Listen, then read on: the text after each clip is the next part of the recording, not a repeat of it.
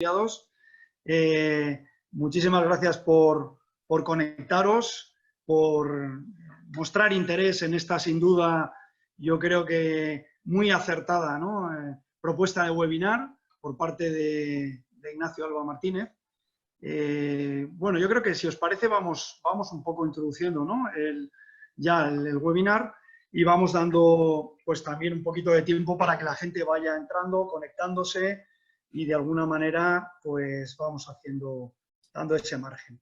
Bueno, pues como decía, lo más importante es que estamos, todos los que nos estamos viendo aquí, estamos bien y bueno, con independencia de que todos deseando que vayamos a más en estas fases de desescalada, lo importante y lo interesante es que no hemos dejado de hacer cosas.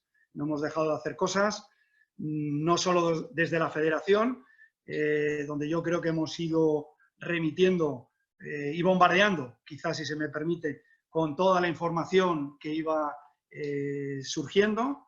Tenemos un poco todos el síndrome del BOE, de estar todos los días, incluso durante los fines de semana, pendientes de qué va saliendo, cómo va completándose, cómo va en muchos casos, bueno, pues en una vertiginosa, ¿no?, trayectoria de lo que ha sido la acción legislativa de este gobierno por vía de reales decretos. Yo creo que la propuesta de Ignacio Alba Martínez, bueno, es un ya veterano analista financiero, fiscal, que ha pasado por muchas instituciones del máximo prestigio financieras, es licenciado en económicas por ICADE, por esa prestigiosa institución de la Universidad Pontificia de Comillas de Madrid, en el nivel E2. Y bueno, es una persona a la que conocemos desde hace muchísimo tiempo, tiene una trayectoria profesional muy dilatada, muy prestigiosa, insisto, y además tenemos la suerte de que es un actual profesor y colaborador habitual de FEMPA, en los ciclos de formación profesional, y esperemos que muchas más cosas. Bueno, pues tenemos la suerte de que él ha preparado minuciosamente pues, lo que ha sido desglosar, desmenuzar toda esta información profusa que ha ido saliendo a lo largo de estos últimos meses en relación con toda la producción legislativa del Gobierno, en relación con el COVID-19 y todo lo que han sido medidas económicas, medidas para apoyar, para favorecer pues, a personas jurídicas, tanto sean autónomos como pymes, personas físicas y, en definitiva, también la pléyade de medidas fiscales.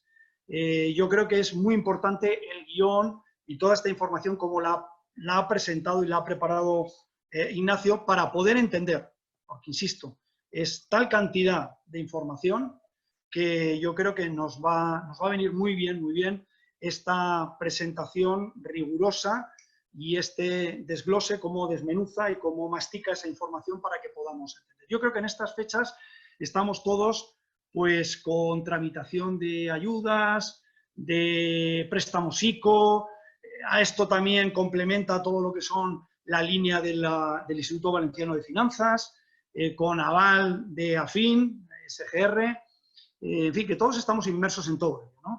Y de cómo las instituciones financieras, bueno, pues a veces es un arduo y farragoso proceso, donde tienes que presentar muchísima documentación, donde no siempre es lo fácil, no es lo fácil que te presentan a priori las ayudas, esa consecución, esa obtención. En fin, no me voy a alargar mucho más. Voy a dar paso a Ignacio Alba Martínez. Insisto, yo creo que con este webinar y con la información que él va a colgar en Moodle, él nos lo va a explicar mucho mejor, porque forma parte esta avanzadilla de un curso algo más amplio, creo que de unas 5 horas, que ha preparado Nacho y que tenemos el placer y el gusto de trasladarlo a todos los asociados, porque es algo que vamos a hacer de manera gratuita, que asume FEMPA un poco todo lo que es el coste de todo este trabajo de este gran profesional y toda la que es la preparación de la documentación, pero que por favor aprovechemos porque creo que es una información de gran valor añadido. Y sin más, yo me quedo también porque voy a seguir con mucho interés las explicaciones de Ignacio Alba Martínez. Nacho, muchas gracias y adelante. Muy bien, pues bueno, buenos días a todos. Muchas gracias por la presentación, Luis. Muchas gracias a FEMPA y muchas gracias a los asociados que están ahora presentes. Y bueno, en principio, pues no quiero tampoco añadir mucho más de lo que ha dicho Luis. Lo que voy a hacer es empezar a compartir pantalla. Vamos a empezar a ver en esta presentación que he preparado lo que sería la organización de todo lo que se ha ido, como dice Luis, publicando, todo lo que se ha ido legislando, pero que de alguna manera pues estamos ahora mismo pues como confundidos porque, claro, hay que tener muy buena cabeza para ir siguiendo todo lo que se ha ido, digamos, publicando en tan poco tiempo, con tan poca, digamos, capacidad de legislar, pero sí que es verdad que he hecho un intento de organizarlo todo para que lo veamos a vista de pájaro, de una forma estratégica, y podamos de alguna manera incluso aprovechar en esas clases incluso que hemos añadido posteriormente a este webinar, una estrategia que podríamos seguir para optimizar todas estas ayudas, sobre todo pensando en las pymes y en los autónomos, para poder conjugar y combinar distintas estrategias para, sobre todo, aprovechar al máximo todo lo que se está ofreciendo ahora mismo, ¿no?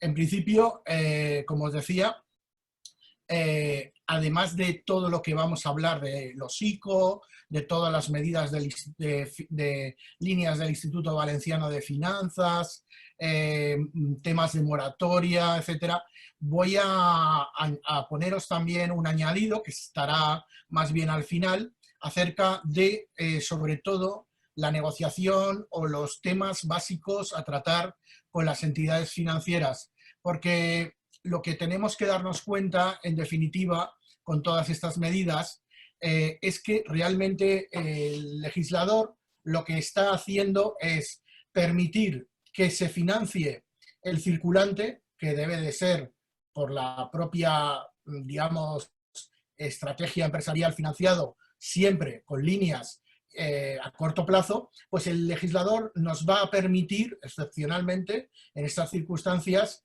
alargar el periodo de financiación de todos estos gastos de circulante que se nos están produciendo en estos 6 meses, tanto en los próximos como en los anteriores, y nos va a dejar que le demos una patada hacia adelante y vamos a poder alargar durante 5 años o incluso más, ya lo veremos con las líneas del Instituto Valenciano de Finanzas, vamos a poder alargar lo que es la financiación de todos estos gastos y de todas estas, digamos, cantidad de necesidades de liquidez que se están produciendo debido al cierre total de la actividad que venimos soportando durante estos 2 meses, bueno, y lo que nos quede todavía. Esperemos que sea muy poco ya, ¿no? Bueno, pues en principio, como os decía, empezaríamos tratando las medidas de apoyo a las personas jurídicas que básicamente vienen recogidas en el Real Decreto Ley que se aprobó el 17 de marzo, el 8/2020, en donde se recoge explícitamente todas las líneas de avales del ICO, ¿no? Requisitos, condiciones. Ahora vamos a ir viendo, pues básicamente, cuáles son las líneas que busca esta línea de avales, sobre todo dudas que hay acerca de los criterios de lo que es una pyme europea, de los criterios de lo que son las ayudas de minimis. Luego hablaremos de este sistema que proviene de la normativa europea y, lógicamente, vamos a tratar esto primero para las personas jurídicas, sobre todo pymes y grandes empresas, pero pymes.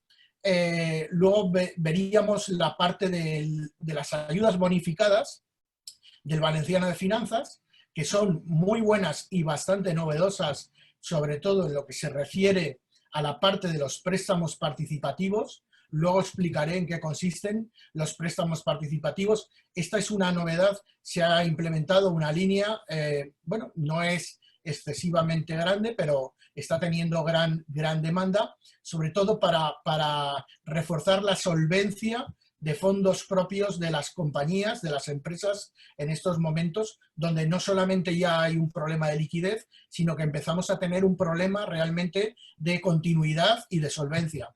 Entonces, vamos a ver estas dos cosas combinadas, tanto líneas ICO como líneas del Valenciano de Finanzas para las personas jurídicas, y luego veremos para las personas físicas lo que está contenido en el Decreto Ley 11/2020, básicamente referido a los temas de las moratorias tanto para créditos hipotecarios de vivienda habitual, como para, sobre todo también enfocado a los alquileres de los autónomos de su propio establecimiento o local comercial donde realicen su actividad, y también en el caso de que sea un deudor hipotecario que tenga viviendas arrendadas y que, bueno, por las circunstancias que estamos sufriendo, deje de percibir el alquiler.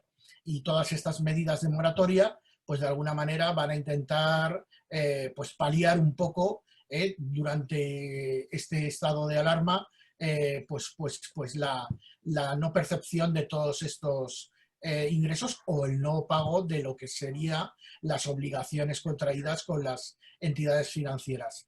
Por acabar, hablaré también de la parte fiscal, no solo de las medidas de apoyo, sino las medidas fiscales que se han ido implementando, que básicamente, por resumirlas en un solo titular, pasarían por el tema del aplazamiento y de la del alargamiento de plazos, más que por la condonación de deudas tributarias, y bueno, ya veremos luego que en este caso, bueno, pues más bien yo creo que se ha quedado corta la parte fiscal de medidas de ayuda, pero bueno, son las que han publicado, y ojalá esperemos que se publiquen alguna ayuda más adicional. Bueno, pues por entrar con la línea de avales del ICO para empresas y autónomos, lo primero que destacaría es que tanto autónomos como empresas públicas o privadas con domicilio en España, con cualquier sector de actividad, siempre que estén afectadas por los efectos económicos del COVID, van a poder gozar de estos avales. Lo que vamos a tener claro es que el que va a conceder la operación en todos los casos va a ser la entidad financiera. Entonces, no pensemos que en estas medidas el legislador está directamente inyectando liquidez en las empresas. No es así. No se ha elegido por esa vía. Bueno, desconozco los motivos, pero lo que se ha elegido es la vía indirecta en la que el legislador va a dar su aval, ahora lo veremos en qué porcentaje, a las operaciones que cualquiera de las entidades financieras, en su libertad y autonomía de empresa, acepten por parte de los solicitantes, que son multitud, como bien sabéis, y que lógicamente va a aplicar unas condiciones financieras en tipos de interés que van a estar, digamos, dentro de las líneas de los precios de mercado, pero que no tienen por qué ser los más baratos que podamos encontrar, y ni mucho menos los mejores. Sobre todo hablando en términos de TAE. Luego, al final de este webinar, os haré una introducción a la influencia del plazo, sobre todo del plazo y de la periodificación en términos de TAE, para que os deis cuenta de que, bueno, dado que vamos a tener que pelear con las entidades financieras para arañar todos esos precios, pues va a ser un buen momento para conocer cómo podemos optimizarlo. Pero la realidad es que las entidades financieras van a dar condiciones distintas según se trate de una pyme europea, según el criterio europeo, o no pyme. Vamos a ver ahora qué es lo que se define como pyme europea, que no es exactamente lo que se define como pyme en la legislación española. Pero antes de entrar a ver estos criterios, lo que tenemos que tener claro es que hay unos requisitos imprescindibles que se deben de cumplir para poder optar a estas financiaciones, sobre todo el no figurar en situación de morosidad antes del día 31 de diciembre del fin de año del año pasado, porque todas las entidades van a consultar los ficheros que normalmente se consultan por parte de bancos, tanto del RAI, ASNEF, todo tipo de bases de datos, para poder discriminar que no se trata de una situación de crisis heredada, ya preexistente, anterior a la crisis sanitaria. Tampoco se va a poder optar a estas ayudas si estamos en insolvencia colectiva, si ha habido concurso de acreedores o si se puede estar sujeto al procedimiento de petición de lo que es concursal antes del día 17 de marzo de este año, del 2020. Vamos a tener que tener claro que no se pueden optar a estas líneas de avales con un procedimiento de insolvencia. No vamos a poder tampoco utilizarlas para refinanciar anteriores créditos o préstamos, ni siquiera posteriores. Lo que sí se va a poder utilizar es este dinero de los préstamos para pagar vencimientos de deudas ya contraídas con anterioridad, pero no vamos a poder refinanciar deudas anteriores que ya estén, digamos, con un calendario y con una vida existente. Por supuesto, en el caso de que sea una empresa en crisis, a 31 del 12, pues tampoco. Ahora veremos lo que consideramos empresa en crisis al margen de estos requisitos. Como os decía, primero vamos a ver qué es la PYME europea. La PYME europea es una PYME de las nuestras, siempre que esté por debajo de 250 empleados, o sea, desde 1 a 249, y además cumpla uno de los dos requisitos, de tener menos de 50 millones de facturación en el año 2019 o un balance inferior a 43 millones de euros. Esto es los criterios de PYME europea, que entiendo que la mayor parte de las pymes y de las empresas yo creo que cumplen estos requisitos sobradamente. Como os decía, otro de los requisitos que hay que cumplir es no ser una empresa en crisis antes del 31 de diciembre. Según lo que se ha legislado en los reales decretos, se considera empresa en crisis siempre que se concurra solo con que haya una de estas circunstancias, ya se trataría de empresa en crisis y no podría acceder a este tipo de ayudas. En principio, pues se trataría de sociedades de responsabilidad limitada que han perdido la parte de más de la mitad del capital suscrito a lo largo del ejercicio 19 como consecuencia de pérdidas acumuladas, o bien sociedades en las que al menos haya un socio que tenga responsabilidad ilimitada sobre la deuda de la sociedad, que pueda ser un autónomo, societario o no, y bueno, por pérdidas acumuladas también hablan en este caso de fondos propios inferiores al 50%. Por supuesto, no se pueden acceder a estas líneas con procedimientos de quiebra o insolvencia, no se pueden tampoco acceder si se ha recibido una ayuda de salvamento, entendiendo como un plan de reestructuración que haya sido, digamos, visado por la administración y que, digamos, que haya sido objeto de ayudas o bien bonificaciones en los tipos de interés.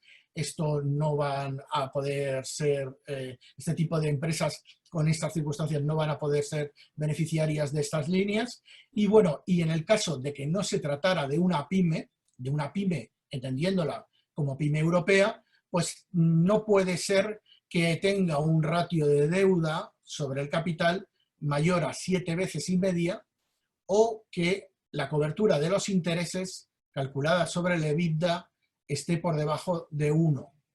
Bueno, estos son unos ratios financieros que se calculan, lógicamente, para el caso de que sea empresa distinta de pyme.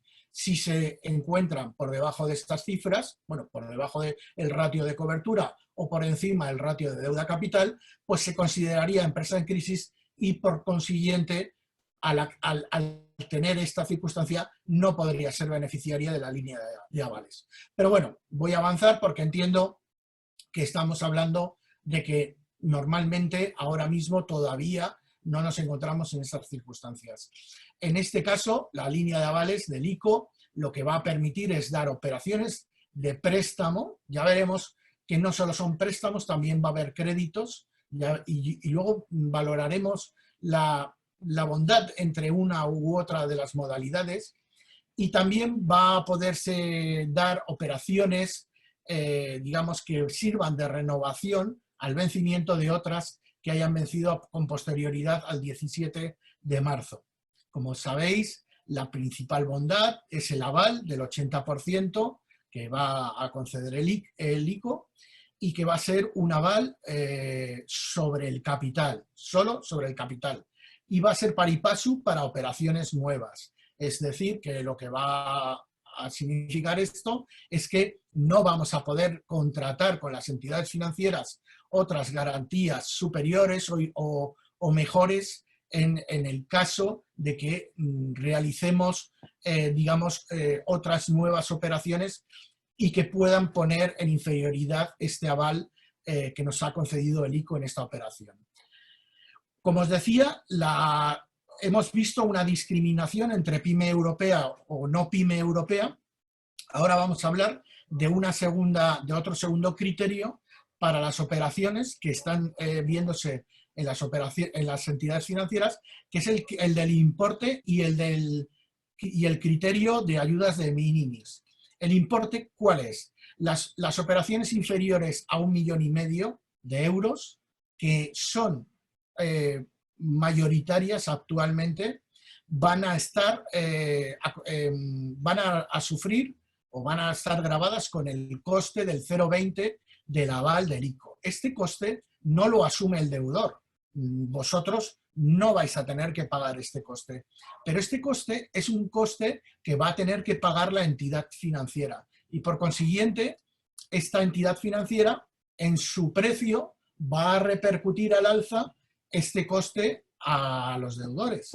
Por consiguiente, es importante saber que si pedimos una operación superior a 1,5 millones de euros, el coste del aval va a ir subiendo. Hasta un año va a ser el 0,20, pero entre 1 y 3 años va a ser el 0,30 y entre 3 y 5 años va a ser el 0,80. Con lo cual, este coste, bueno, pues es importante que lo sepamos, sobre todo en el caso de que estemos intentando ver o plantear operaciones de volumen importante.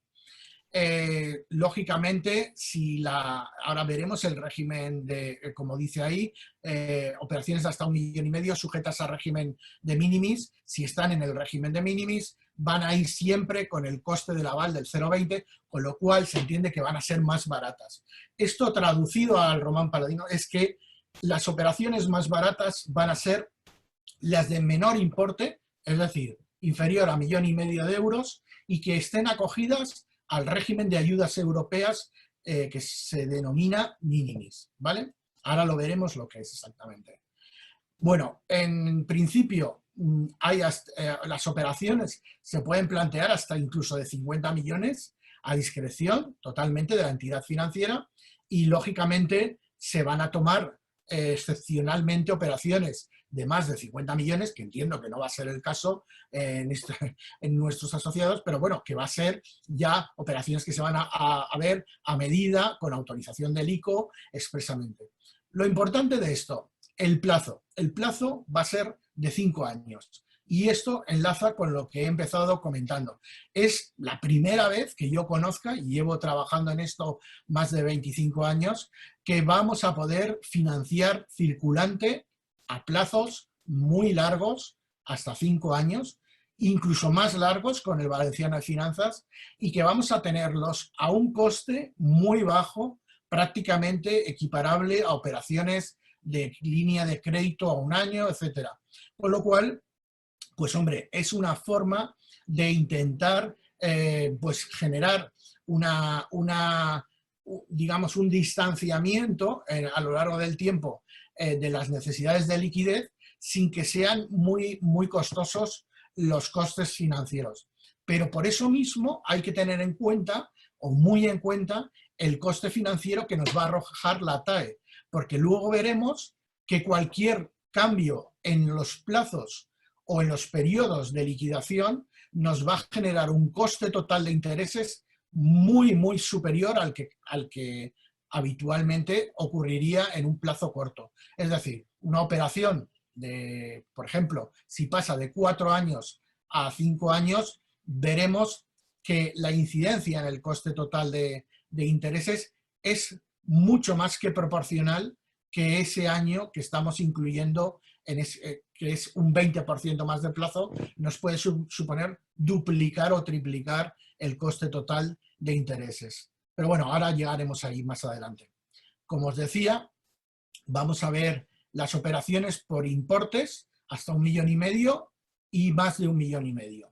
El régimen de minimis es un régimen en el cual hay una serie de sectores en los que la Unión Europea considera que cualquier ayuda que se le pueda facilitar, tanto en subvenciones como en bonificaciones, puede suponer un ataque o digamos, un ataque a la competencia o un mal funcionamiento del mercado.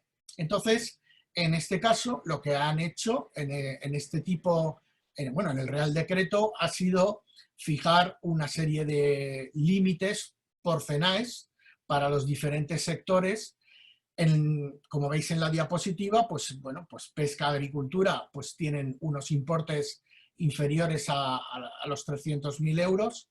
El sector de transporte de mercancías por carretera tiene un importe máximo, estamos hablando de los importes máximos que se pueden solicitar con esta línea de avales, serían 750.000, y para los demás sectores, que es la totalidad, sería este 1,5 millones de euros que estoy comentando continuamente como límite para encarecer o abaratar las operaciones. Lógicamente, si la operación supera ese límite o no está sujeta a este régimen de ayudas europeo de minimis, pues los clientes van a tener que adaptar el importe de la petición a la mayor de las dos cantidades que fija la Unión Europea para este tipo de ayudas, que es o el 25% de la facturación del año pasado o bien el doble de los costes salariales anuales. La mayor de estas dos cantidades es la que va a fijar el importe máximo a solicitar de la operación.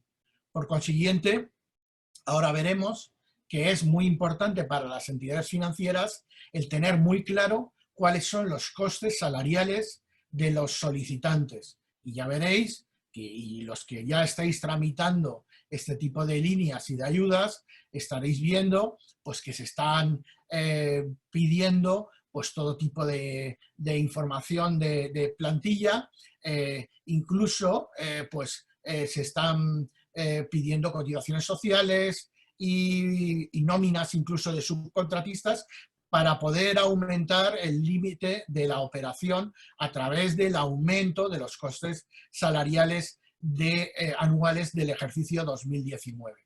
Entonces, bueno, no hay que preocuparse por estos límites que, como os digo, están recogidos en todas las ayudas que nos facilita la Unión Europea, en todas las líneas de ayuda normalmente los suele utilizar, y solamente serían de aplicación cuando se pidieran operaciones superiores al 1,5 millones de euros, que tampoco creo que son las más habituales, pero sí que es verdad que hay que tenerlo en cuenta. Bueno, como decía, estos son los plazos, esta es la cantidad de los importes de las operaciones, y ahora habría que preguntar qué es lo que se puede financiar. Bueno, pues que se puede, porque son líneas finalistas, no son líneas que sirvan para recibirlas y dedicarlas a lo que uno quiera. Tienen que cubrirse solamente necesidades de liquidez debidamente justificadas y certificadas, porque van a haber auditorías por parte del ICO. Entonces, para las pymes nos van a permitir, digamos, solicitar liquidez para necesidades de los próximos 18 meses, año y medio. vamos a poder, digamos, financiar circulante, ahora veremos todo lo que podemos financiar, pero básicamente circulante del próximo año y medio. Si se es no pyme, va a ser un año, 12 meses. Esa es la diferencia entre pyme y no pyme. Pero bueno, entiendo que casi todo el grueso de las operaciones van a ir por la parte pyme y van a poder entrar en esos 18 meses de justificación de gastos.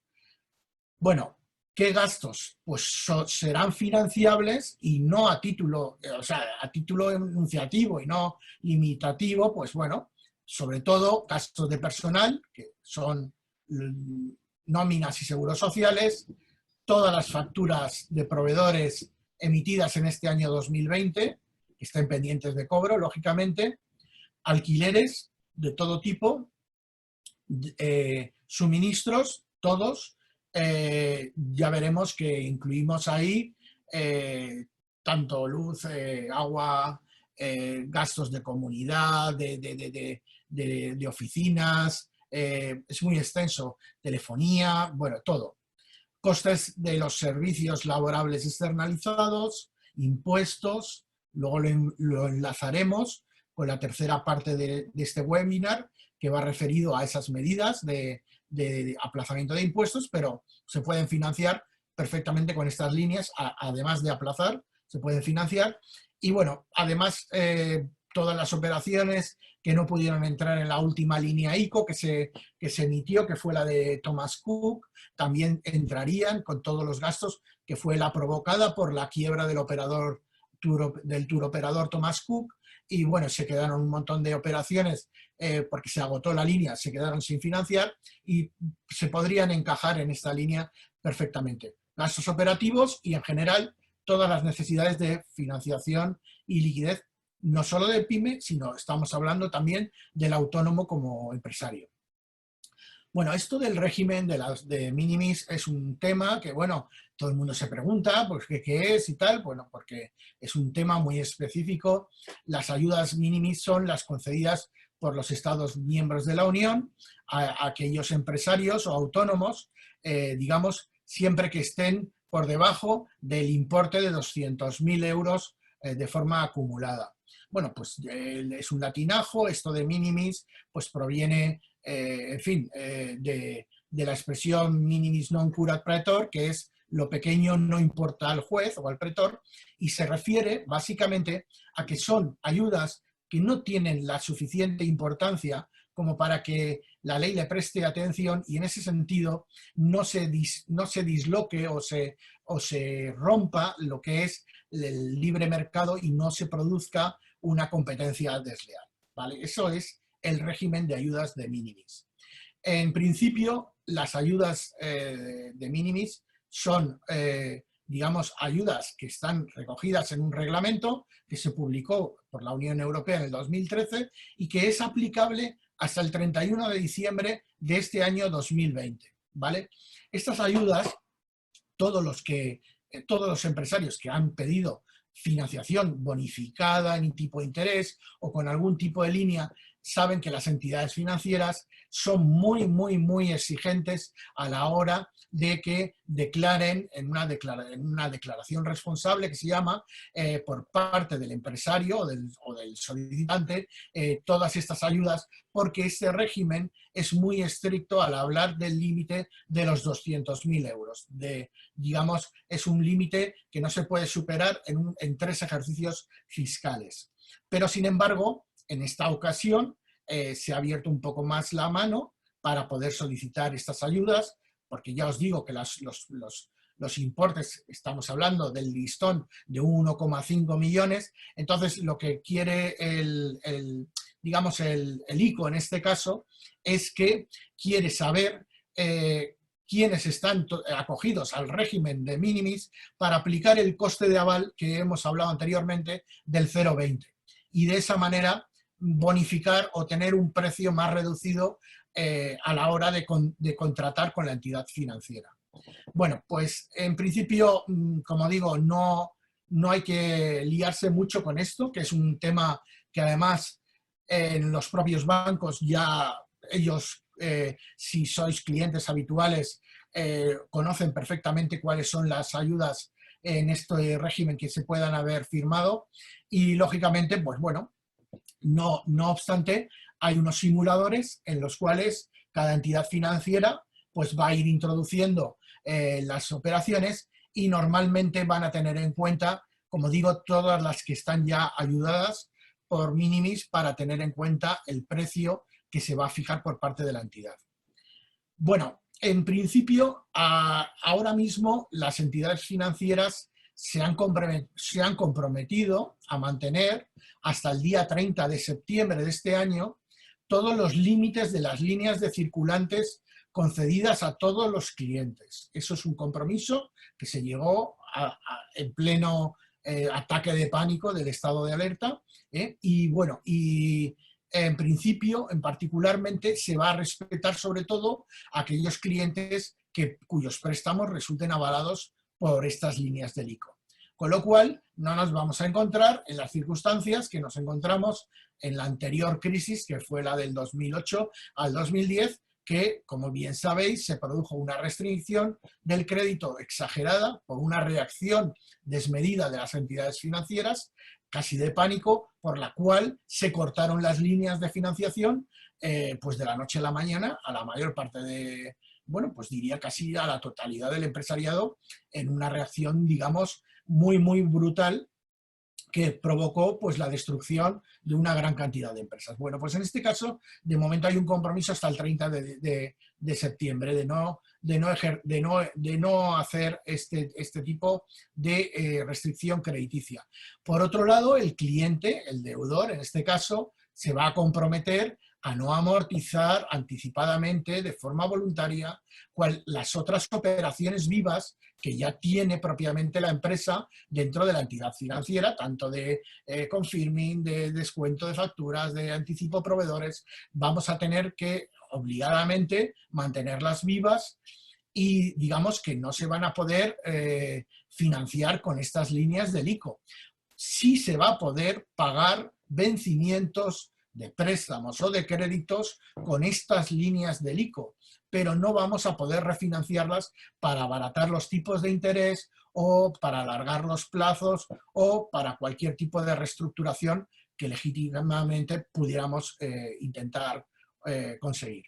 Bueno, como decía, el ICO va a tener una base de datos donde se van a ir recibiendo toda esta información y se va a ir, digamos, manteniendo y contrastando para que no se produzcan duplicidades o triplicidades de clientes que van a pedir en distintos bancos, no a nivel de solicitud, que se puede hacer en todos los bancos, pero a nivel de concesión el ICO va a controlar dónde se están concediendo y por qué importe, para que no se produzca, digamos, un acaparamiento de estas líneas de financiación. Bueno, en principio estos son documentos que van a pedir las entidades financieras. He puesto aquí un ejemplo, que esto en las clases que vamos a hacer posteriormente pues ya lo podríamos ver con más detalle, además de toda la documentación obligatoria que se está solicitando, pues modelos de IVA, el 390, cuentas anuales, por supuesto el anexo este de minimis de declaración responsable que he comentado. Bueno, vamos a tener una serie de lastres a nivel de documentación, porque lógicamente, como os he explicado, los sueldos y salarios, la plantilla, todos estos datos que son extra contables, no, pero están normalmente en las memorias y demás, los van a necesitar las entidades financieras para poder colocarlos en sus simuladores y para poder fijar los precios de las operaciones. Bueno, en principio, como decía, hay una serie de dudas y respuestas que yo he querido resumir aquí en estas diapositivas, pero de todas las preguntas y respuestas yo destacaría dos o tres. La primera ya la he comentado, que no se trata de refinanciar deudas. La de la carencia no es obligatoria, estas líneas pueden llevar carencia, pero no es necesaria. Y que la que más destaco de todo esto es que va a ser el propio banco el que va a aplicar las condiciones económicas de cada operación. Es decir, se va a aplicar el sistema de rating, el sistema de nota, que sabéis que cada entidad financiera tiene su propio sistema, para poder dar un precio a cada una de estas operaciones en base a la calidad crediticia del deudor. El único compromiso que ha hecho la banca en este caso es que no va a poder aplicar condiciones superiores a las que se aplicaban anteriormente a la crisis.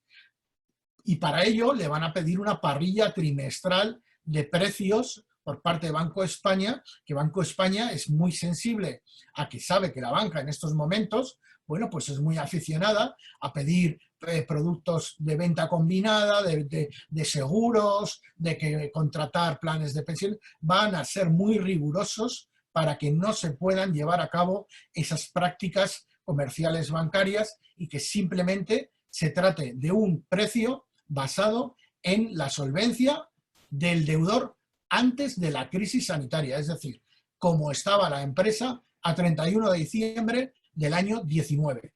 Esa va a ser la imagen sobre la que se van a aplicar los precios y los spreads que van a salir de los sistemas de rating de cada uno de los bancos.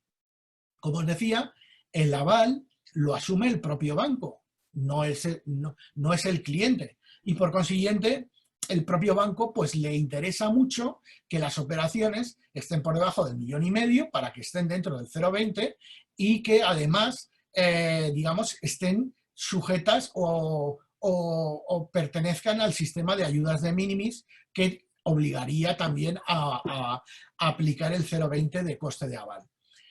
Hay otros temas que preocupan en los bancos, como es el tema de la formalización en notario. Sabéis que la banca, después de la última publicación de la Ley de Crédito Inmobiliario, tiene que asumir los costes de registro y de notaría, y etcétera. Y bueno, en principio, pues lo que se ha previsto es un sistema de no intervención, pero con un compromiso entre las partes de que si el banco lo pide, se elevaría a público posteriormente. Aquí hay muchas opiniones dentro de las entidades financieras y todavía no está muy claro si se va a ejercitar ese derecho o no, más que nada pensando en que para los bancos muchos pocos supone un gran coste, porque estamos hablando de muchas notarías, de muchas operaciones que va a asumir el banco, y sobre todo es para garantizar, para dar una mayor garantía jurídica y digamos que en estos casos con el aval que da el ICO, pues a lo mejor no lo merece, ¿no?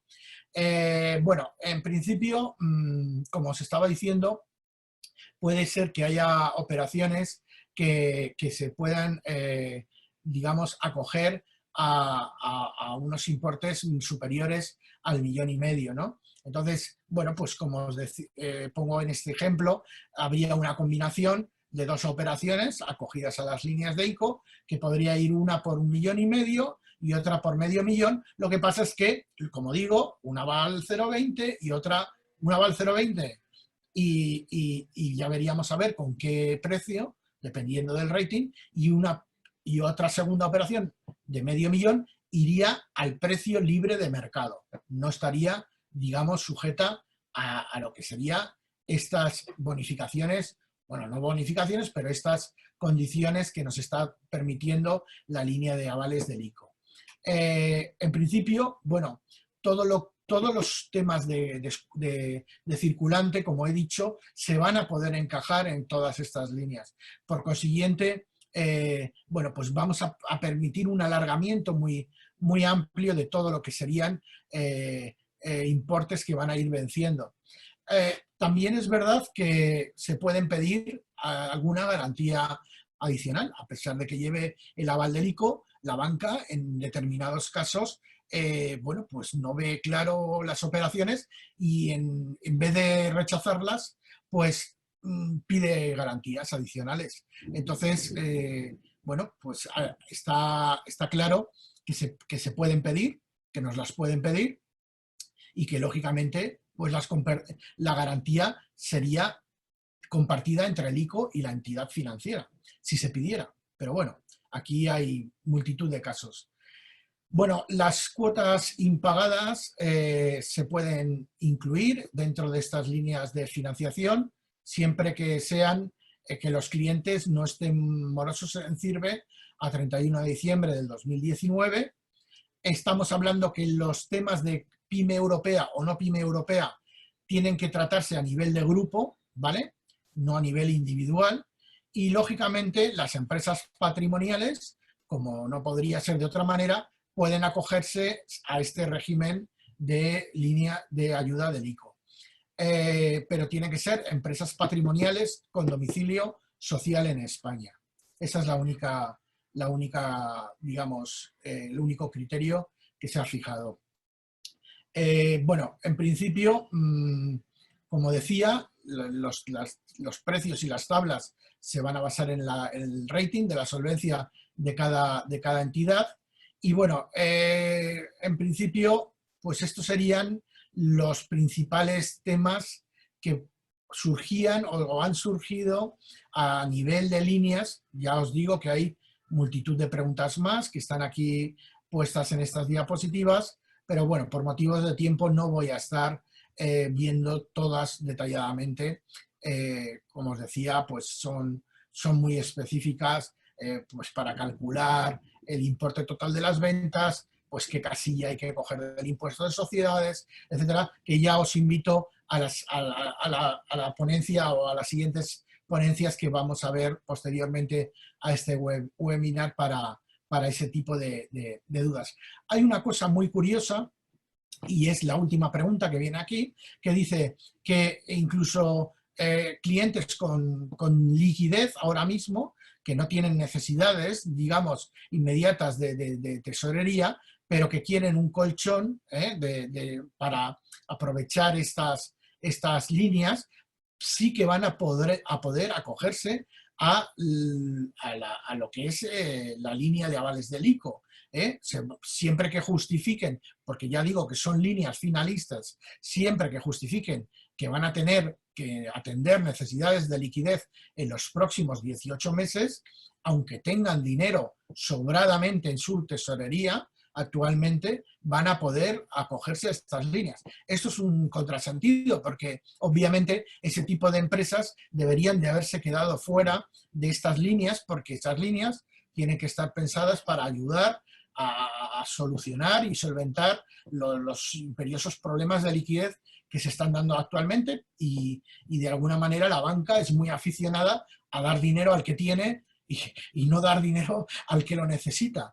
Y por eso ya se han empezado a ver en este tipo de líneas peticiones de gente muy solvente, con grandes cantidades de tesorería a corto plazo y que están acaparando alguna de las operaciones o parte del colchón de las operaciones que está dando el ICO en estos momentos. Bueno, esto es la parte del ICO, la parte del Instituto Valenciano de Finanzas, por ir pasándola un poquito más rápidamente.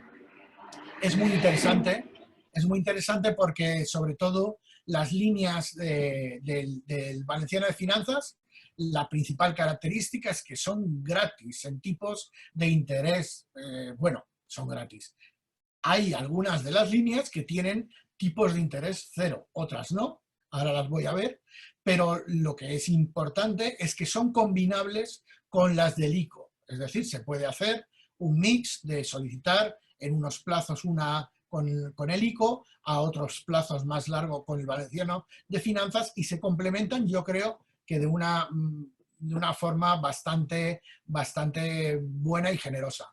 La primera parte, digamos, de los requisitos, pues obviamente ya sabéis que todas las instituciones públicas obligan a estar al corriente de las obligaciones ante el Estado, ante la Generalitat, ante la Seguridad Social. Esto es obvio, no hace falta, yo creo, mencionarlo, y que, bueno, y que no se puede estar en crisis. En este caso, la fecha del Valenciano de Finanzas es a 15 de marzo del 2020, ¿vale? En el caso del ICO, la fecha de no estar en crisis es 31 del 12 del 19. Esa es la única diferencia. Bueno, el Instituto Valenciano de Finanzas lo que va a dar son dos tipos de operaciones, unas que van a llevar el aval de AFIN, la sociedad de garantía recíproca con la que trabajan, y otras que no van a llevar la garantía de AFIN. Esto, bueno, tiene su cosa. ¿Por qué? Porque al final el que vayan con la garantía o no del aval de la sociedad de garantía recíproca, pues no va a ser una cosa que nos vaya a mejorar sustancialmente a nivel de solicitud, porque el análisis crediticio es exactamente igual en una entidad financiera corriente, en BBVA, en Caixa, en Bankia, es exactamente igual el mismo análisis de la capacidad de devolución que en el caso de la sociedad de garantía recíproca. Por consiguiente, no pensemos que por ir con él a través de sociedad de garantía recíproca vamos a tener manga un poco más ancha o los criterios van a ser más laxos. No, nos equivocamos. La empresa va a tener que tener una suficiente solvencia a 31 de diciembre del 19, no a día de hoy, obviamente. No se pueden tomar las mediciones en este momento de crisis, sino que se están tomando a cierre del ejercicio.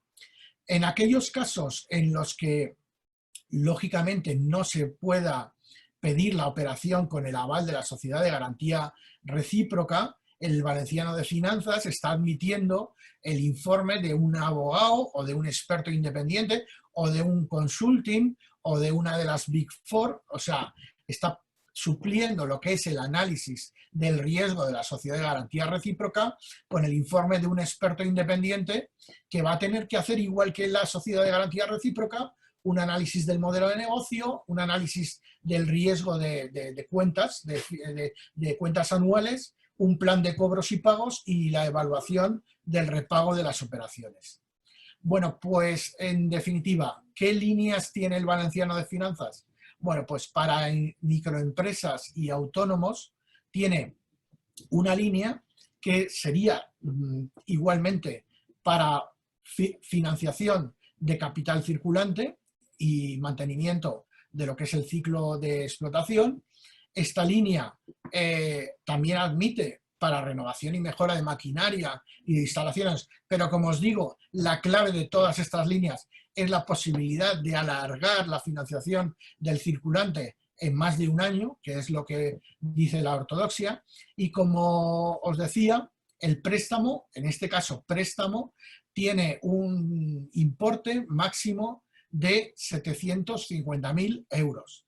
Iría de 25.000 a 750.000. Lo que pasa es que en el caso de que sea para circulante, el máximo son 500.000 euros.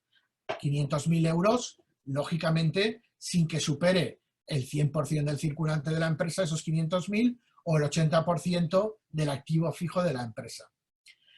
La operación del Valenciano de Finanzas, todas ellas llevan unos plazos de 2 años de carencia de intereses y en este caso, como veis, el plazo puede ir desde 5 a 10 años. Insisto en los plazos porque aquí se pueden conjugar estrategias entre las líneas del ICO que nos permitían un plazo máximo de 5 años, hasta 5 años, con estas del Valenciano de Finanzas que amplían de 5 a 10 años, incluyendo 2 de carencia.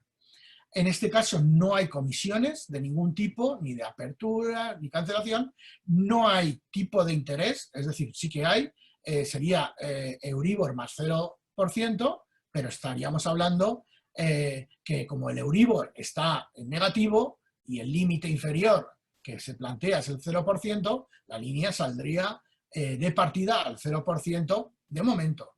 Otra cosa será cuando suban los tipos de interés. Estas operaciones, como os decía, igual que antes el aval del ICO lo asumía la entidad financiera, en este caso el aval de AFIN, de la Sociedad de Garantía Recíproca, lo asume el deudor, el solicitante, y por consiguiente, pues el Valenciano de Finanzas lo que hace es que lo incluye dentro de la operación como bueno, y le llama un tramo no reembolsable.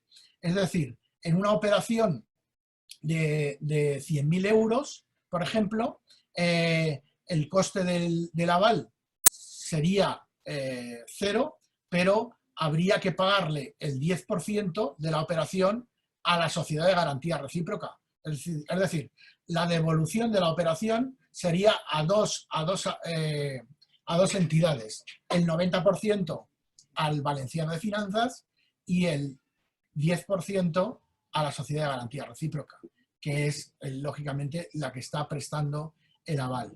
En el caso de la sociedad de garantía recíproca, como os decía, el gasto del aval va a ir incluido en la propia financiación y, bueno, y las bases de la convocatoria están aquí en esta diapositiva.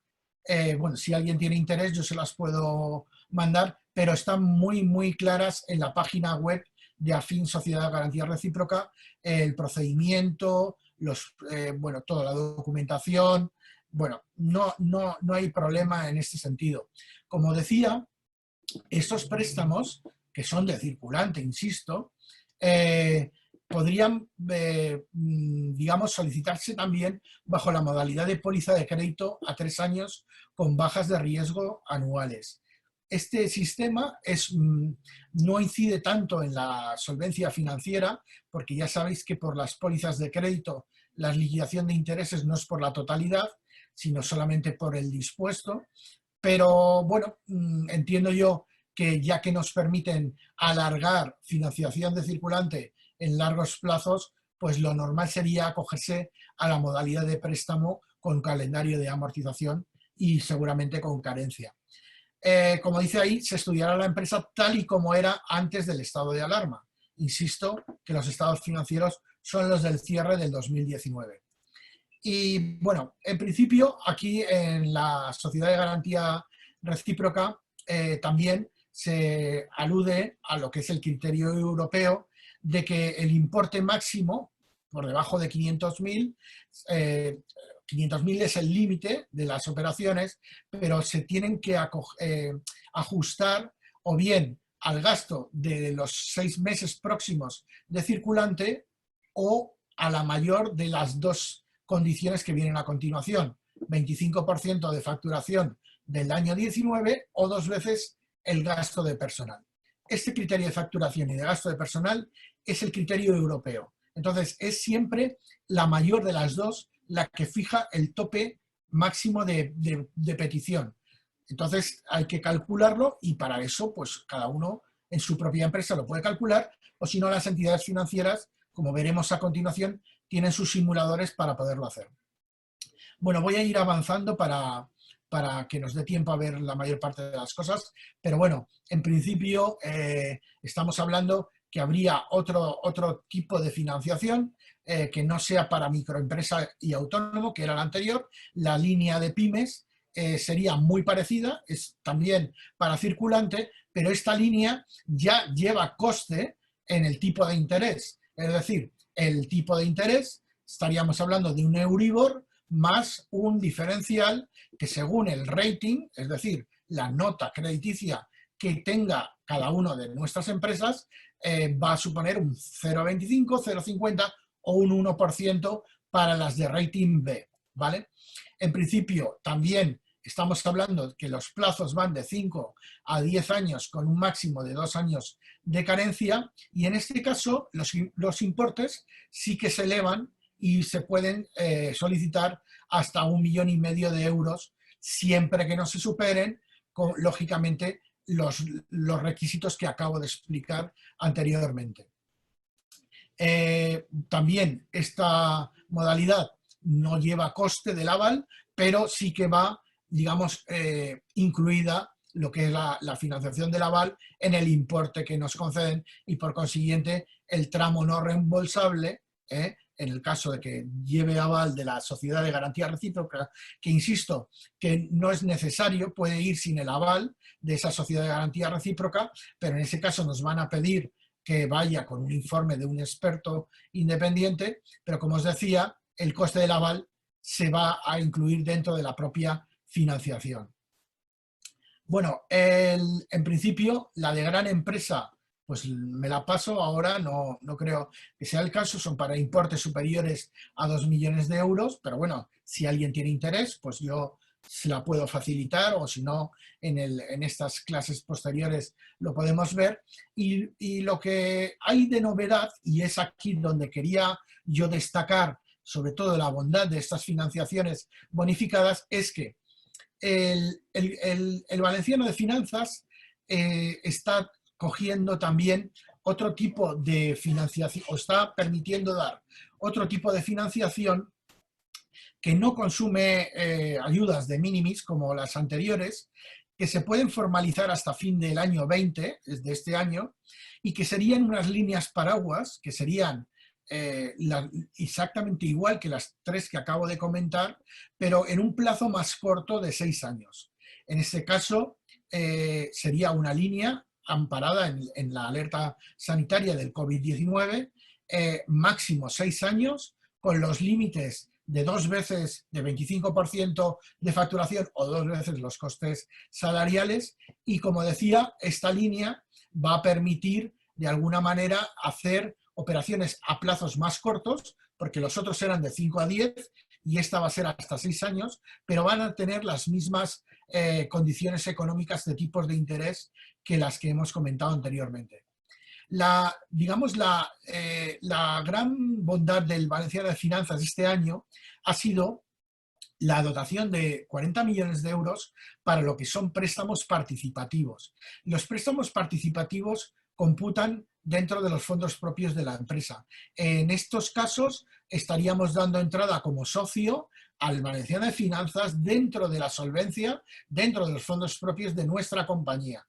Estaríamos hablando que un préstamo participativo a efectos mercantiles, como digo, computaría como fondo propio, sería uno de los últimos acreedores en caso de insolvencia en la prelación del concurso, el propio Valenciano de Finanzas, pero estaríamos permitiendo reforzar la solvencia de la compañía de tal manera que este mayor incremento de fondos propios implícitamente nos permitiría acogernos con mejor precio a todas estas líneas anteriores, porque ya digo que no hay incompatibilidad entre solicitar esta línea de participativo con las del ICO, con las de corto plazo o largo plazo del Valenciano de Finanzas. Es decir, se pueden combinar y conjugar estrategias que en fin, las hay y salen muy bien realmente. Bueno, pues la única cosa que podríamos tener en cuenta es que estas operaciones de préstamo participativo exigen que, bueno, tienen una carencia, tienen una carencia de 3 años y un máximo de 8 años, ¿vale? Y un máximo de importe de 500.000 euros. Pero el Valenciano de Finanzas exige que para poderlas dar tenemos que tener concedido un préstamo de una entidad financiera por como mínimo el 35% de la operación. ¿Qué quiere decir? Pues bueno, que de alguna manera estamos hablando que si nosotros nos acogemos a una línea ICO o nos acogemos a una línea del Valenciano de Finanzas o nos dan un préstamo o un crédito en nuestra entidad financiera, que los hay con garantías pignoraticias igual más baratos que las propias líneas ICO, esa operación podría servir como comodín, siempre que estemos hablando de que sea el 35% de la operación, para que el propio Instituto Valenciano de Finanzas nos alargara o nos diera esta financiación a 8 años y participara de forma participativa en fondos propios. El precio de estas operaciones es el Euribor más un diferencial que va entre el 4 y el 7% dependiendo del ROE de la empresa, de la rentabilidad que tenga la empresa. Quiere decirse de la rentabilidad no solo la pasada, sino de la futura. Es decir, que si la empresa no tiene beneficios, bueno, tendríamos un problema, pero ahí el tipo de interés sería muy bajo y a medida que fuera generando beneficios, digamos, la operación se iría aumentando en la parte del diferencial. Bueno, pues esto ha sido la parte de personas jurídicas. En fin, no sé si de alguna manera hay dudas, preguntas, pero veo que he consumido una parte importante del tiempo y no quería dejar de hablar de las medidas de apoyo a las personas físicas, sobre todo a los autónomos. Y bueno, eh, eh, por comentar rápidamente, en este caso hablamos ya de personas físicas única y exclusivamente. ¿Qué es lo que el legislador ha permitido en este caso? Pues ha permitido la moratoria en el pago de las hipotecas, básicamente. Para ello hay que tener una situación que se denomina de vulnerabilidad. Esta situación de vulnerabilidad, la verdad es que es muy, muy exigente. Ahora os voy a comentar en qué consiste. Y bueno, para poderse pedir la moratoria, pues hay que cumplir una serie de requisitos, pero no una serie, sino todos los que voy a comentar a continuación.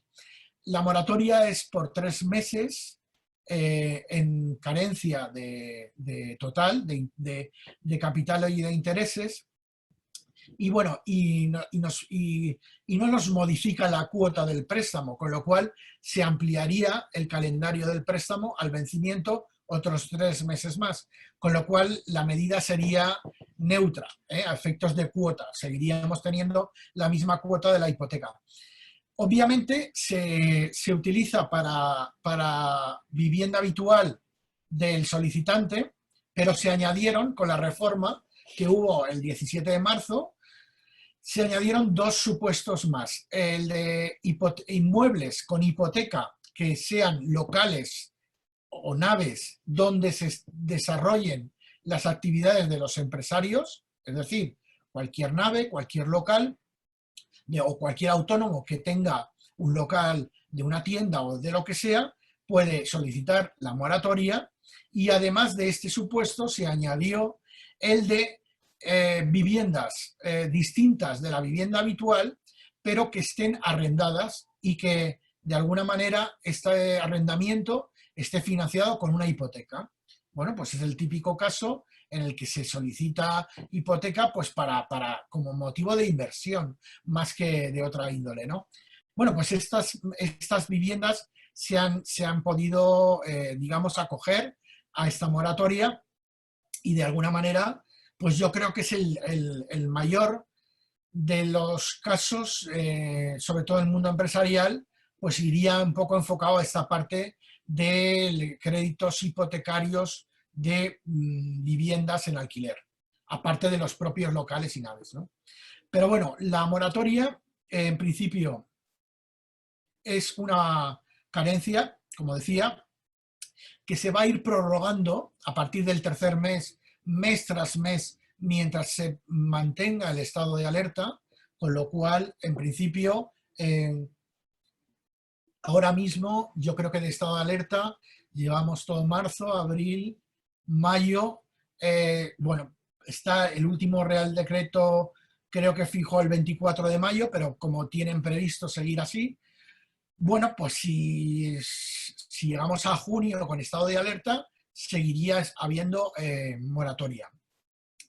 En principio, son operaciones que se deben elevar a público cuando acabe el estado de emergencia. Entonces, bueno, pues en principio se firman con contrato privado y no hay ningún problema en hacerlo. Incluso las entidades lo están haciendo a distancia, ¿no? Bueno, las condiciones de vulnerabilidad, ahora las vamos a ver, pero son tanto para el deudor como para los avalistas o fiadores. Son las que están mencionándose aquí. Básicamente es que el titular esté en situación de desempleo, si es un asalariado, o que si es un empresario o un profesional que se haya producido una disminución sustancial de las ventas. ¿Qué se entiende por disminución sustancial? Pues al menos una caída del 40%.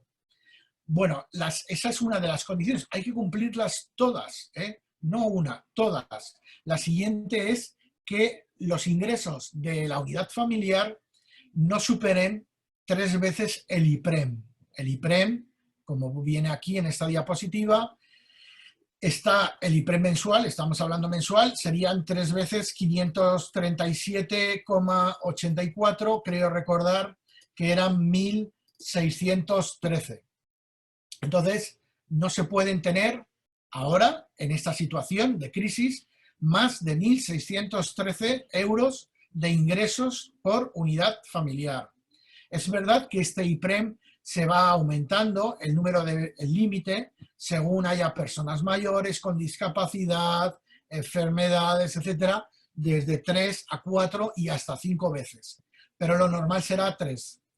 El tercer requisito de vulnerabilidad, insisto, hay que cumplirlos todos y parece un sudoku y es muy difícil cumplirlos todos, pero es lo que ha dictado la ley, es que la cuota hipotecaria más los gastos de los suministros de luz, de agua, etcétera, no supere el 35% de estos 1.613 que se supone que es el sueldo que se va a recibir por parte de la unidad familiar.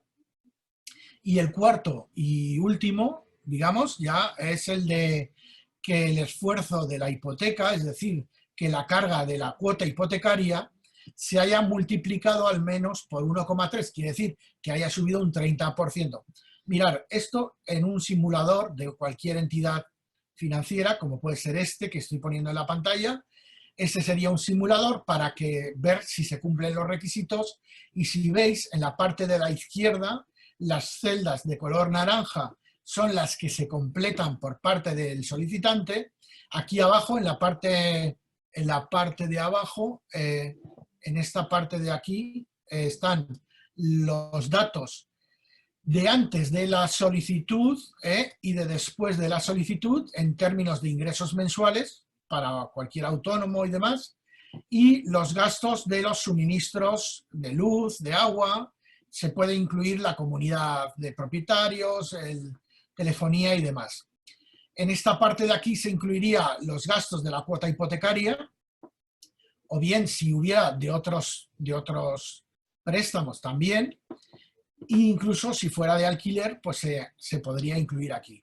El simulador al final lo que está haciendo es ver si se cumplen todos los 3 requisitos, que sería no superar 3 veces el IPREM, ¿vale? En este caso lo cumple, porque estaría en 900 sobre 1.600.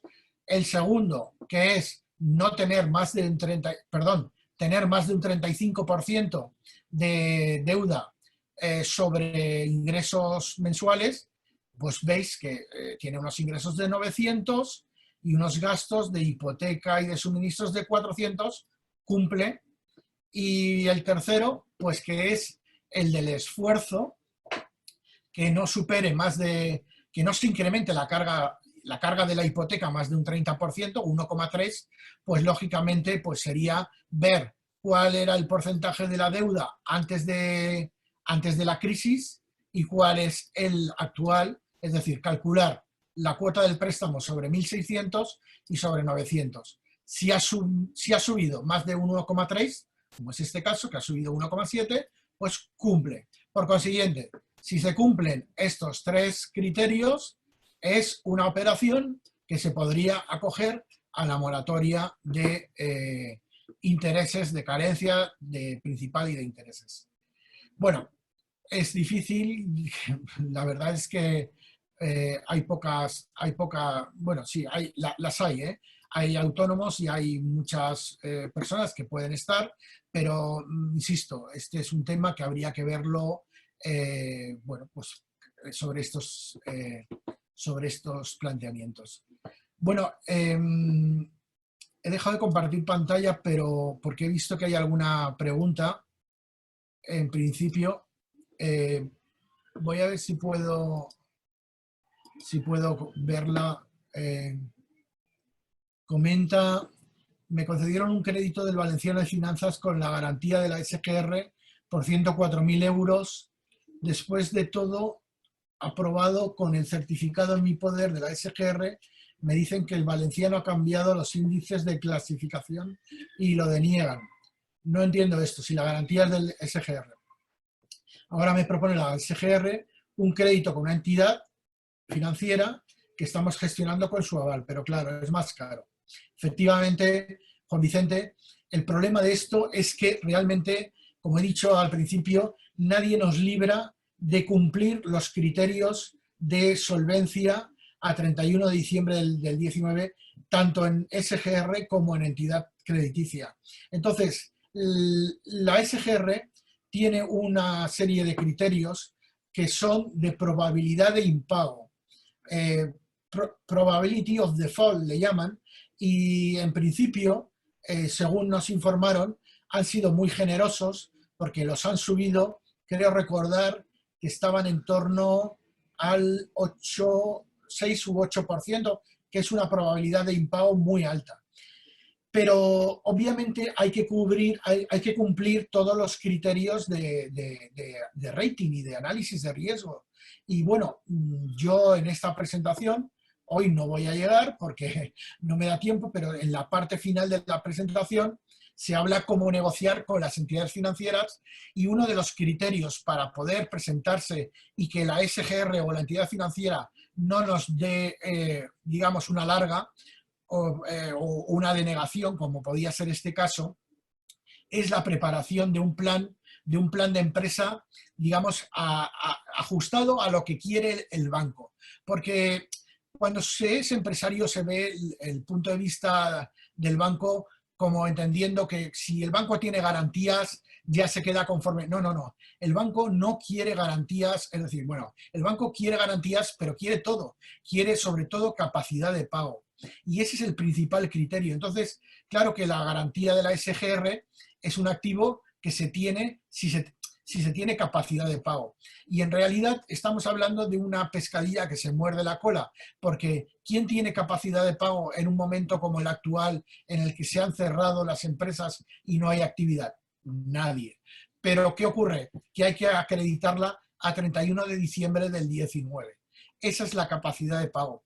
Se hace una hipótesis, una simulación como que estamos en ese momento, y a partir de ahí es cuando se establece ese cálculo de probabilidad de profit of default, que es la probabilidad de incumplimiento. En las entidades financieras no se utiliza este cálculo de probabilidad.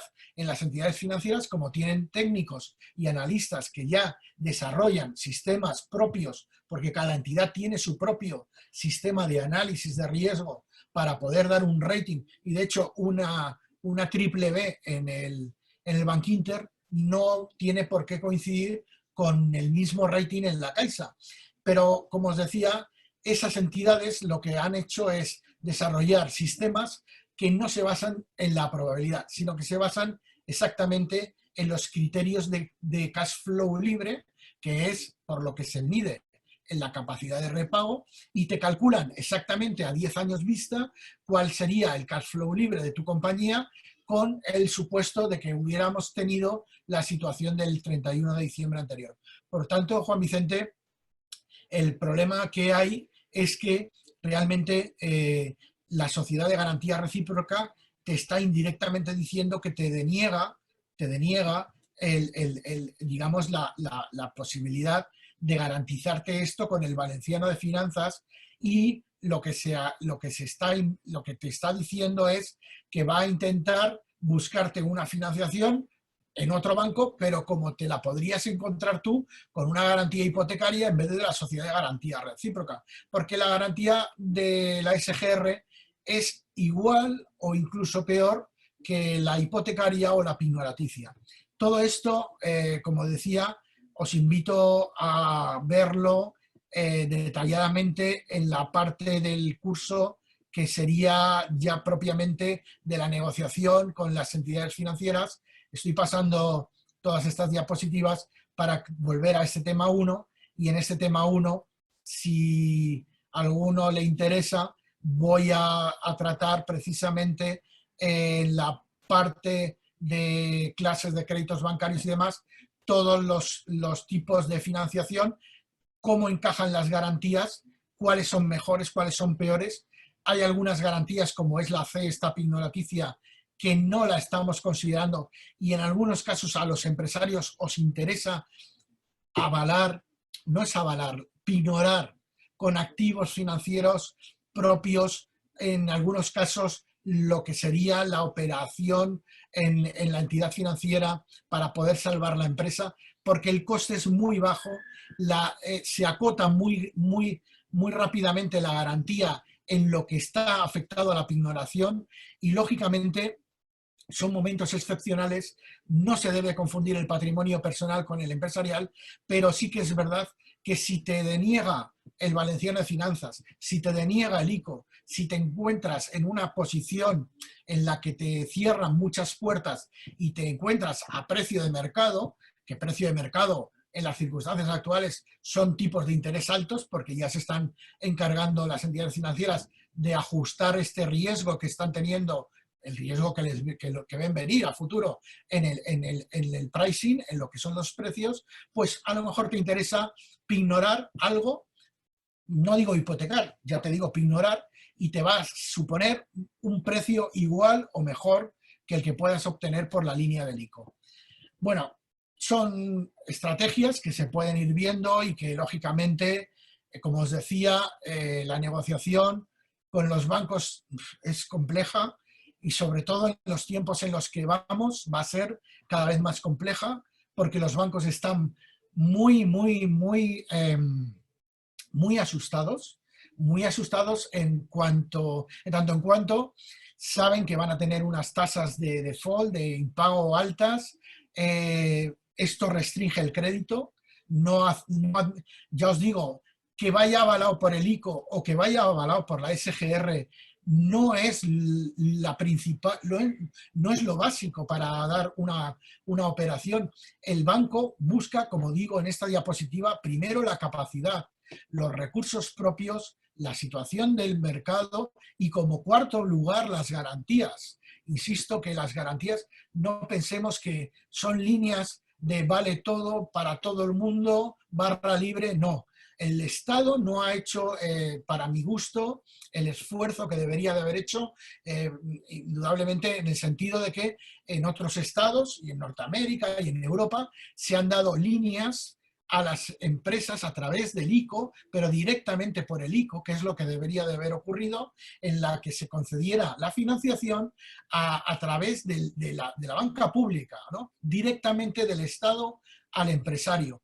Esa sería la lógica que tendría que haber ocurrido en estos momentos. No se puede dejar al arbitrio de la banca el conceder o no operaciones en estos momentos de necesidad, porque nos encontramos con situaciones como la de Juan Vicente o como la de miles y miles de empresarios que están viendo rechazadas sus solicitudes de financiación porque no cumplen con estos 4 o 5 criterios que estamos viendo en la diapositiva.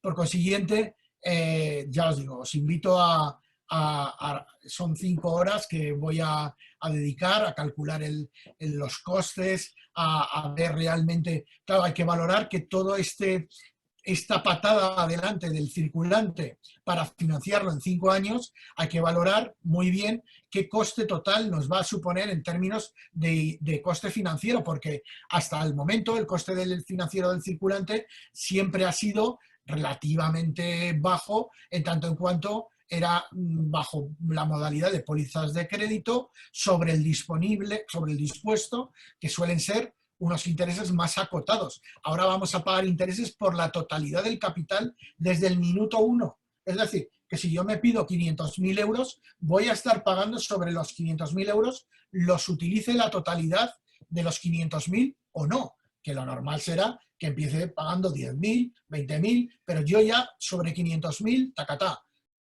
me van a ir calculando los intereses, por consiguiente, la TAE y el cálculo de la TAE y el análisis de la sensibilidad de la periodificación y de los plazos sobre la TAE va a ser básico, porque si os dais cuenta, en algunos casos, como pueden ser en estos que voy a poner a continuación, un plazo en un sistema de amortización de cuotas constantes, que es el sistema francés, que es el que usa habitualmente la banca, pero ya, insisto, en estas clases os explicaría que hay otros sistemas de amortización que la banca acepta a día de hoy, como puede ser el alemán o un préstamo bullet. Es decir, hay muchos sistemas que el empresario no conoce y le puede pedir a la banca, y la banca en algunos casos los acepta. No digo que sea fácil que te los acepte, pero los puedes solicitar. Bueno, pues en un sistema de amortización de cuota constante, como decía, si se pasa de una... voy a utilizar la anotación, a ver si me deja, a ver, no. A ver, anotar... a ver... ahora. Pues como os decía, si pasamos de 12 o 120 meses, me da igual, porque no es proporcional, al doble de plazo, la cuota se reduce, lógicamente, pero no se reduce a la mitad, se reduce menos de la mitad, en concreto un 44%. Sin embargo, el total de intereses de la operación, fijaros la burrada, se más que duplica, porque estamos pasando de 12.500 euros a pagar por los 10, en este caso serían en meses 240, son 20 años, esto sería para una hipoteca, pero es proporcional, como os digo, si le quitamos un cero, aquí le quitamos un cero, pero se más que duplica el coste total. Por eso es muy importante el calcular muy bien tanto los temas de cuotas, de TAES, como de plazos. Incluso os diría, también es importante calcular los temas de la periodificación. No es lo mismo pagar un préstamo en cuotas semestrales que en cuotas trimestrales o anuales. Y todo esto, pues como os decía, es lo que yo pretendía, pues de alguna manera, más resumidamente, explicaros en este webinar, digamos, como introducción a todo esto. Bueno, pues nada más, yo cedo la palabra, o no sé si alguno quiere hacer alguna pregunta, aparte de la que os he contestado hace un momento. O estás, Luis, o Joaquín, en línea. Estoy, ¿se me oyen? Sí, yo te oigo perfectamente. Vale, ¿hay alguna pregunta más que tengamos acerca de las cuestiones que Nacho pues tan genialmente ha ido desarrollando en ese tiempo? Si alguna más, por favor, la pueden desarrollar en el chat que tienen dentro de la plataforma. En cualquier caso, Ignacio ha generado todo un material a través de la plataforma Moodle que tenemos en FEMPA. Posteriormente, les vamos a dar acceso a todos ustedes para que puedan acceder a ella. Ahí tienen la documentación que a lo mejor, Ignacio, puedes ahora explicarles que tienen, y van a poder contar toda la semana para poder bucear en esa documentación, realizar los ejercicios, consultar dudas a partir del foro que hay ahí dentro. Sí, básicamente lo que yo he hecho es dividir en 4 temas esta presentación que estaba utilizando yo ahora mismo, y he hecho unos test de autocomprobación al final de cada uno de los temas, y en cada una de estas presentaciones vienen muy detalladamente temas de solicitudes, dónde acudir, dónde está lo del Valenciano de Finanzas, qué es lo que me piden normalmente para las líneas ICO, en la moratoria para personas físicas, cuáles son los requisitos y la documentación, incluso en la parte que no hemos podido ver de medidas fiscales, pero que no la he querido tratar porque se trata de aplazamientos, básicamente, que van enfocados todos al 20 de mayo. Y como lo tenemos ya ahí dentro de una semana, pues a lo mejor casi cuando la veáis diréis, bueno, pues ya no me da tiempo, pero bueno, sería otro de los temas que se han incluido. Y este último, de cómo negociar con las entidades financieras, que da mucho de sí y que de alguna manera pues es interesante, sobre todo para el que quiera. ¿Sí, Joaquín? ¿Me estás, Joaquín? No te oigo ahora. Tranquilo, tranquilo, Nacho. Sí, perdona, es que no sabía si me estabas comentando algo. No, Bueno, tranquilo. pues nada, yo por mi parte os invito a ello, y no sé si Espera un momentito, que le voy a dar entrada también a Luis, que creo que quiere decir algo. Estaba hablando con él en este momento.